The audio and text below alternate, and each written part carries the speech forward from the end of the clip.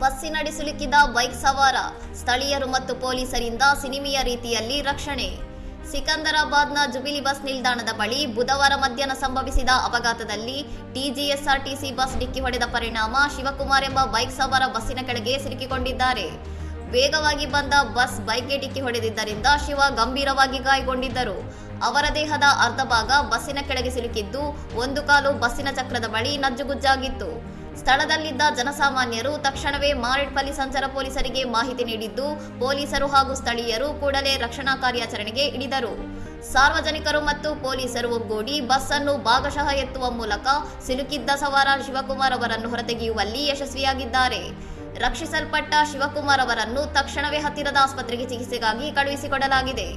ಈ ಘಟನೆಯಿಂದಾಗಿ ಸ್ಥಳದಲ್ಲಿ ಭಾರೀ ಸಂಚಾರ ದಟ್ಟಣೆ ಉಂಟಾಗಿದ್ದು, ಪೊಲೀಸರು ಟ್ರಾಫಿಕ್ ನಿರ್ವಹಣೆ ಮಾಡುವ ಮೂಲಕ ಸಂಚಾರವನ್ನು ಸುಗಮಗೊಳಿಸಿದರು.